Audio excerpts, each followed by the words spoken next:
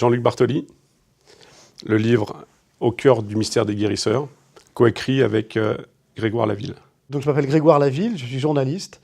On s'est rencontrés à l'occasion d'une enquête que je menais sur les guérisseurs et leur lien avec la médecine pour le magazine Breton. Et on a eu donc l'idée de ce livre.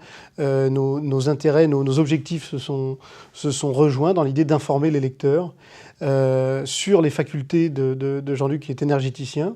Il est fait de plusieurs parties. Il y a à la fois une rencontre avec certains patients que j'ai pu aider pour différentes pathologies, et puis la rencontre avec des chercheurs, des scientifiques, des médecins, des sportifs de haut niveau que j'ai pu aider par rapport à leur pratique. Et le but du magnétiseur ou de l'énergéticien, c'est d'aider la personne à essayer de retrouver la santé par l'imposition des mains, par le transfert d'énergie, sachant que, en fin de compte, mon rôle, il se limite à deux choses. C'est la première, c'est de rééquilibrer l'énergie des gens. Et la deuxième, recharger les gens de cette énergie-là qui leur permet, en fin de compte, de récupérer la santé qui, à un moment donné, peut être mise en danger.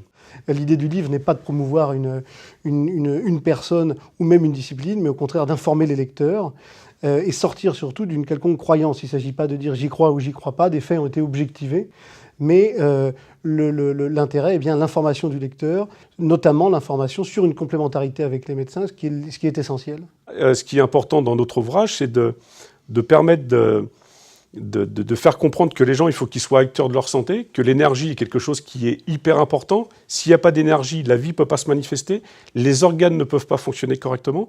Et s'il y a un organe, si une énergie, dans le corps, l'énergie doit être fluide.